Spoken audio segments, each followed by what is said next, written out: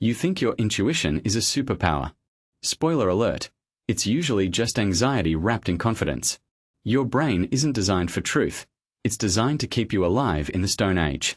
That's why you eat cake when you're sad and text your ex when you're lonely. Today, we are debugging the 7 glitches in your head that are ruining your life right now. Bias 1. Confirmation bias. The first told you so trap. You only see what you already believe, ignoring everything else.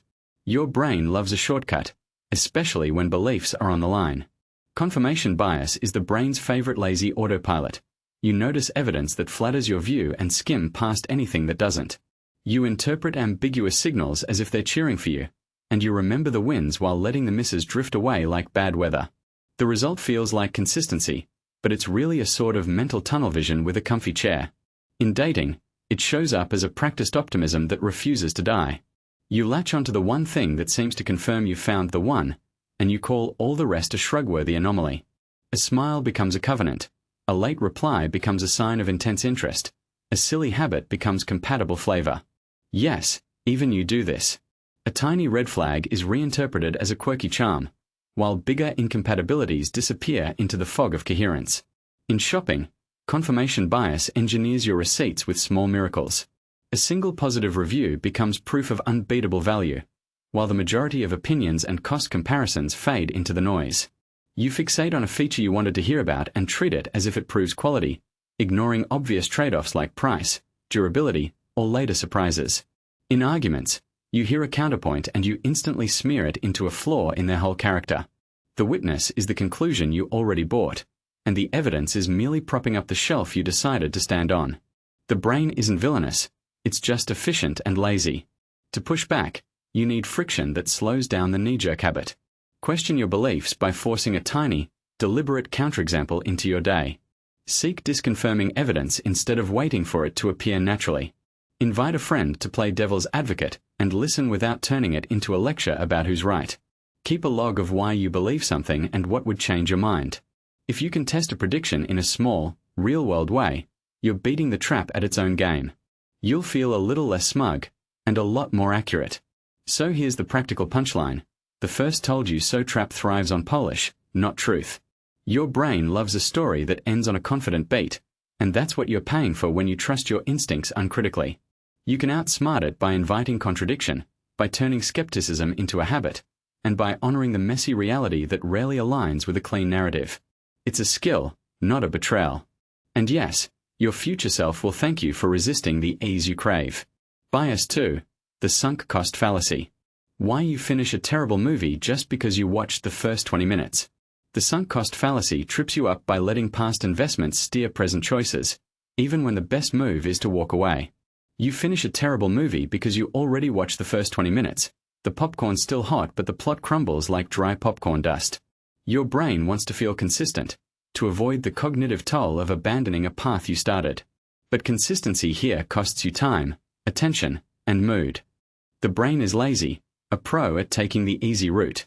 It wants to reuse a script it already knows, even if the script is lousy. Once you've sunk time, money, or emotion, your mind treats the start as a signal that there's something worth salvaging, even if the salvage value is negligible. In dating, this shows up as staying in a mid-date or relationship because you've invested energy and hope. In shopping, you keep the item you don't want, insisting you'll make it work someday while quietly resenting the receipt you never looked at. In arguments, you keep digging in rather than admitting the discussion isn't going anywhere, because backing out would feel like surrendering the effort you've already poured in. Neurochemically, the pull is real. The brain's reward circuits can double down on the idea of getting something back from a lost cause, even when the math says quit. The anterior cingulate monitors the friction between continued effort and dwindling payoff, and it often signals that quitting is a mistake, not a relief. Add in the endowment effect, which makes what you already have seem more valuable than what you could get by starting over. Put together, you end up treating past costs as if they were future gains, a neat trick your own neurons pull to save face. The result is a bluff your brain buys that you're still hedging against a possible win, even when the odds are stacked against it. So how do you outsmart this lazy circuitry, at least a little? Set a real, external checkpoint before you commit to continuing. The kind that doesn't depend on how you feel in the moment. If you're watching a movie and you're not into it by a certain point, you call it a wrap, no save. When dating or in a bad argument, recruit a friend's verdict or set a calendar reminder that ends the cycle. In shopping, pause before you finalize a big purchase and ask yourself what you'd do if you'd never seen the item in the store at all. The trick is to treat the cost as sunk and the decision as independent. Yes, even you can train the brain to quit with dignity instead of issuing a victory lap for a lost cause. The bar is set not by loyalty to your past self, but by clarity about your present self's needs. Will you take a step toward less waste and more sanity, or keep looping on the same old habit? Your move. Bias 3. The halo effect. Real-life examples pile up quickly. Shopping. A glamorous anno domini makes the product feel premium, and our wallets move before our brains catch up. Arguments. A handsome speaker sounds authoritative, so we are more likely to accept a faulty point just because the vibe felt convincing. In the workplace, a well-dressed candidate can seem competent even when the interview reveals little evidence of real skill. The halo effect leaks into friendships and social judgments, shaping who we trust and who we ignore, often without us realizing it. Countermeasures are boring but effective. Slow down and separate the person from the message. Demand evidence, not vibes. Use clear criteria and checklists you actually follow. Seek second opinions, especially for decisions with real consequences. Blind tests or anonymized reviews help whenever feasible. Notice your own tendencies and pause when appearance starts masquerading as merit. If you catch yourself rating someone as smarter simply because they're beautiful, take a bait. Yes, even you can train your brain to reward content over charisma with a little deliberate practice. And yes, conversations at a bar can get a lot more honest when you apply that restraint. Bias 4. The anchoring effect. Why a $50 shirt looks cheap next to a $500 jacket. Anchoring is a bias where the first number you encounter locks in a reference point in your brain. Your brain loves shortcuts and the lazy version of math, so it grabs that first price and stamps everything else with the same impression. In shopping, the first price changes what you think about everything that comes after. Consider the classic example. A shirt that costs $50 looks cheap next to a jacket that costs $500, even if both are totally reasonable pieces on different scales. That $50 shirt is not evaluated in isolation. It's measured against the shiny anchor. The trap is simple. You see the big number first, and your brain shifts the benchmark for what counts as expensive or reasonable. Yes, it's a trap. Once anchored, you judge all other prices against it, even if you don't consciously realize it. Retailers love this because discounts and crossed-out prices are all ways to reset anchors. A category of product can feel like a bargain simply because the highest item on the shelf sets the bar. Anchors aren't limited to price tags. They show up in dating and debates too. First impressions act as anchors for chemistry and what you consider worthy. If you hear a dramatic claim early in an argument, you'll pull your rebuttals toward that initial stance. Yes, even you do this, and you'll swing toward the first verdict like a compass with a dull needle. The fix is simple but uncomfortable. Slow down and re-anchor with clear criteria. Before you shop, decide a target range or a maximum price, then compare features, not vibes. Give yourself permission to ignore the first price and set a price floor or ceiling in your head. In conversations, test your core points and revisit them after the initial heat subsides. Take a breath, take a break, and re-evaluate with objective metrics. Your brain will thank you by not letting a loud price tag drive your decisions. Bias 5. Survivor bias. You look at the one billionaire who dropped out of college, ignoring the millions who failed. Survivor bias is the brain's lazy bias about winners. We fixate on the one billionaire who dropped out of college and made a fortune, and we pretend that single data point proves something big about risk and brains. Our neurons latch onto that bright spark and overlook the long stack of failures that never make it into the story. The outcome looks clean and dramatic, like a punchy headline, not a messy cascade of attempts, blind luck, and timing. In real life, this shows up everywhere. Dating, for example, where a tale about someone who turned a chaotic past into a great relationship becomes supposed evidence that scrappy chaos is the recipe for love. Yes, even you do this. In shopping, a single anecdote about a product that somehow works becomes proof that it's flawless, while dozens of other poor bets drift off the radar. The mind loves a single vivid success and forgets the boring, countless near misses that never get told. In arguments, the loud, clever outlier can look like a knockout proof. The one person who wins with a perfect one-liner makes you think sharp rhetoric equals truth, even when the room size, timing, and random luck lined up in their favor. We remember the climactic moment and forget the long trail of failed attempts, misfires, and partial wins that didn't make the highlight reel.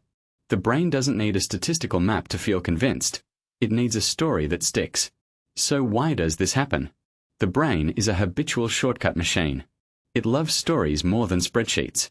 It prefers the memorable, dramatic survivor to the quiet, messy process that actually produced the outcome. This is why our instincts lean on availability, what's easiest to recall, over base rates and population patterns.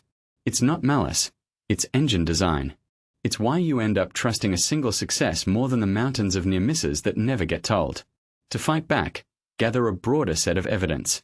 Look for base rate information and larger samples rather than a single standout example. Check whether the shiny success survived because of the chosen variable or in spite of it. When you're weighing risky moves, imagine the counterfactual. What would have happened if the same person had started in a different environment or a different time? Ask for replication, compare multiple stories, and separate the signal from the noise of survivorship. And yes, remind yourself that your brain loves a good ending more than a robust pattern.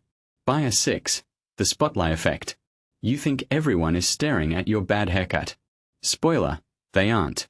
The spotlight effect is a bias where you overestimate how much other people notice your haircut, your shirt, or that awkward pause you just kicked into the room.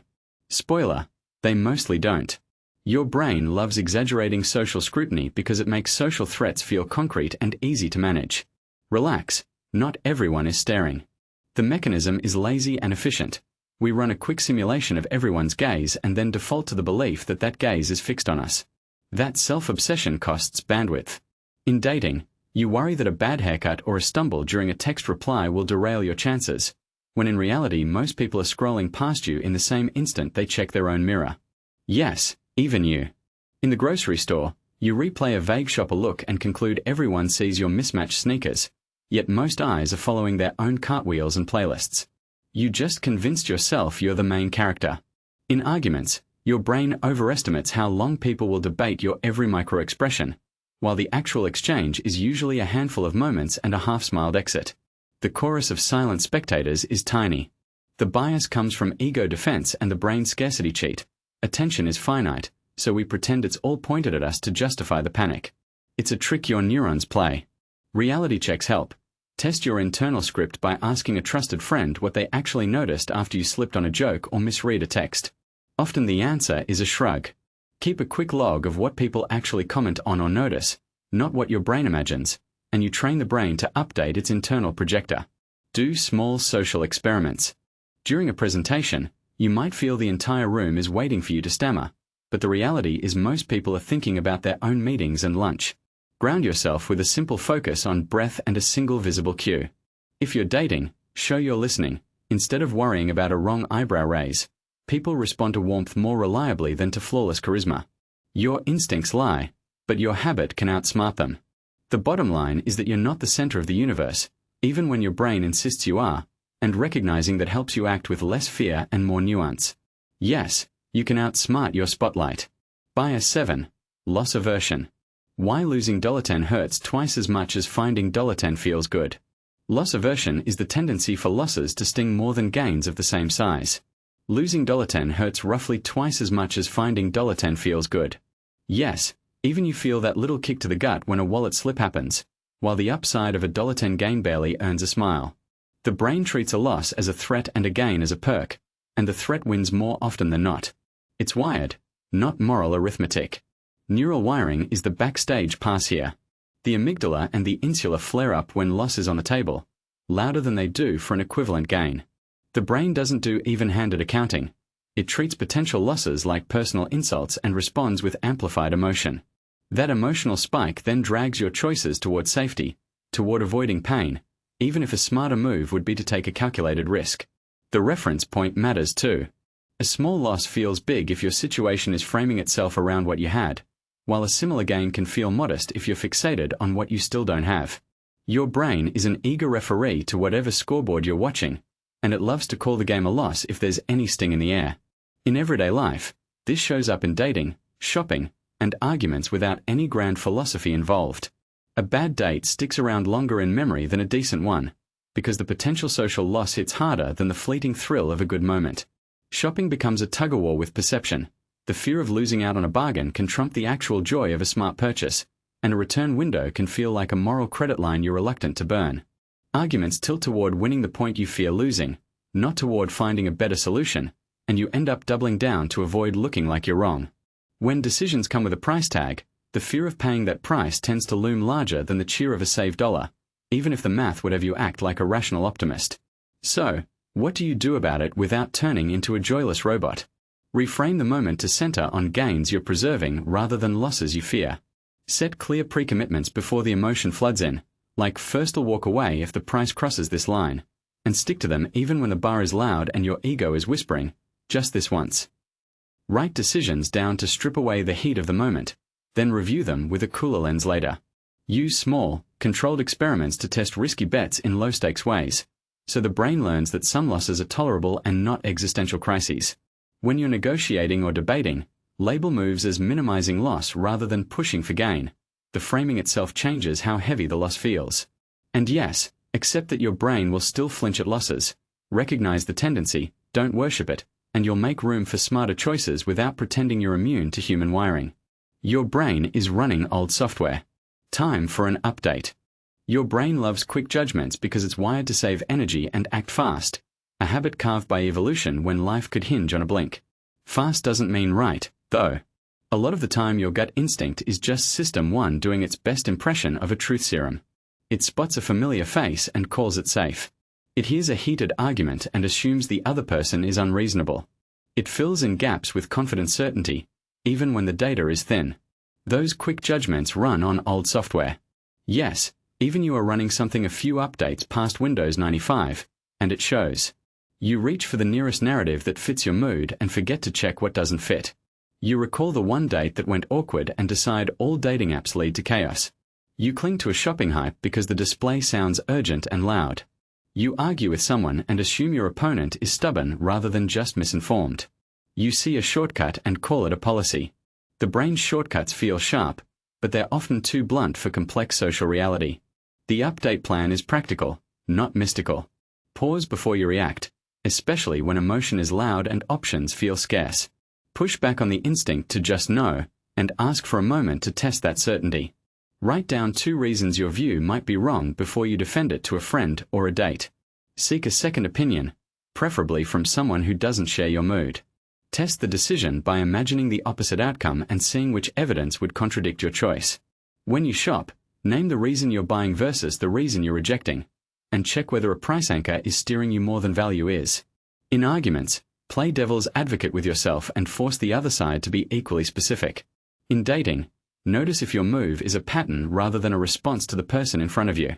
In shopping, separate preference from fear. Fear of missing out often masquerades as a smart purchase.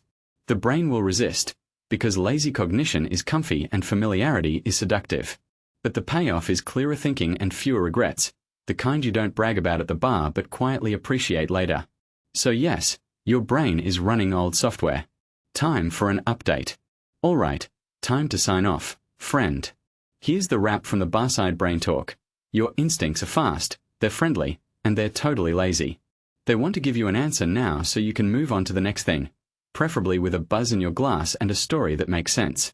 Direct recap, straight from the lab bench and the bottle shelf. Instincts are shortcuts the brain uses to save energy.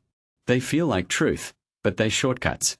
They lean on patterns and stories, not hard proof, and they love confirmation more than accuracy. They confuse correlation with causation and remember the wins, forget the misses.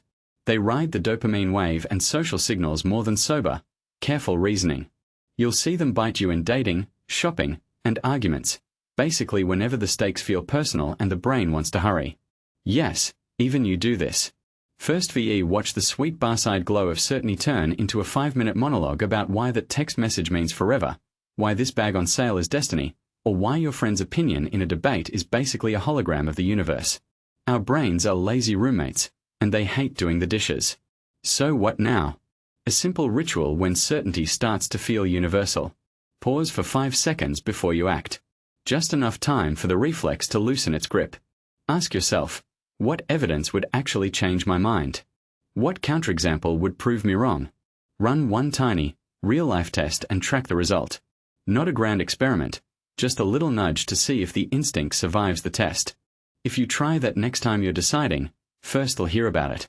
Drop a quick story in the comments, the moment your instinct misled you and what evidence finally set you straight. We'll roast the misfires together and celebrate the small wins when you catch them. This isn't the end. It's a pause before the next round.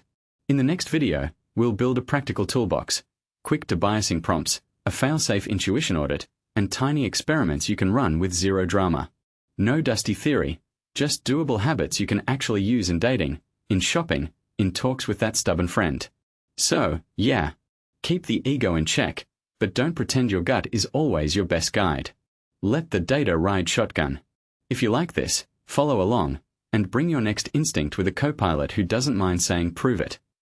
Now go out and test the intuition, and may your future self thank you for the extra seconds you spent thinking.